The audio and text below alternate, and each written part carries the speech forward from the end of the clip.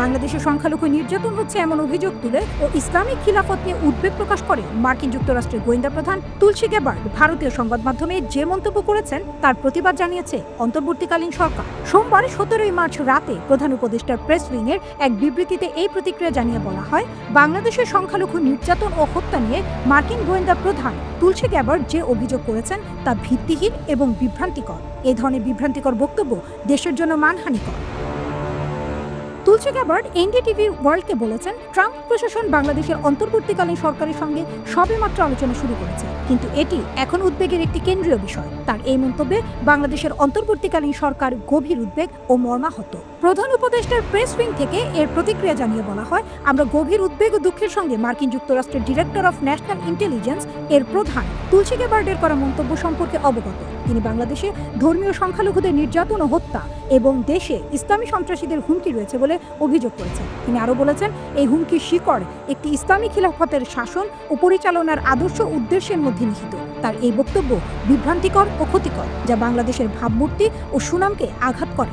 বিবৃতিতে বলা হয়, বাংলাদেশ বরাবরই অন্তর্ভুক্তিমূলক এবং শান্তিপূর্ণ ইসলাম পালনের ঐতিহ্যের জন্য সুপরিচিত।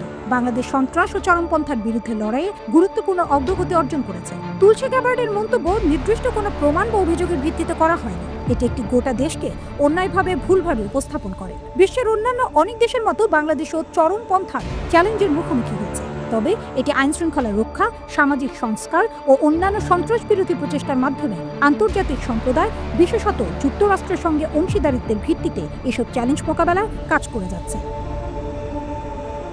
বিবৃতিতে আরও বলা হয়, বাংলাদেশকে ইসলামী খলিফাতের ধারণার সঙ্গে ভিত্তিহীনভাবে যুক্ত করা দেশটির অসংখ্য নাগরিক ও বিশ্বব্যাপী তাদের বন্ধু ও অংশীদারদের কঠোর পরিশ্রমকে খাটো করে, যারা শান্তি, স্থিতিশীলতা ও উন্নয়নের জন্য প্রতিশ্রুতিবদ্ধ।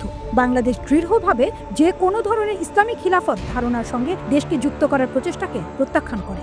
রাজনৈতিক নেতা ও জনপরিচিত ব্যক্তিদের এই সংবেদনশীল বিষয়গুলো সম্পর্কে বক্তব্য দেওয়ার আগে প্রকৃত তথ্যের উপর ভিত্তি করে কথা বলা উচিত। তাদের এমন কোনো মন্তব্য করা উচিত নয় যা ক্ষতিকর ধারণাকে শক্তিশালী করে, ভয় উস্কে দেয় বা সাম্প্রদায়িক উত্তেজনা সৃষ্টির ঝুঁকি বাড়ায়। সবশেষে বলা হয়, বিশ্বব্যাপী চরমপন্থা ও সন্ত্রাসবাদের বিরুদ্ধে আমাদের যৌথ প্রচেষ্টার অংশ হিসেবে বাংলাদেশ অন্তর্বর্তী সরকার যথাযথ তথ্য ও সব দেশের সার্বভৌমত্ব এবং নিরাপত্তার প্রতি শ্রদ্ধার ভিত্তিতে গঠনমূলক সংলাপে যুক্ত থাকতে প্রতিশ্রুতিবদ্ধ।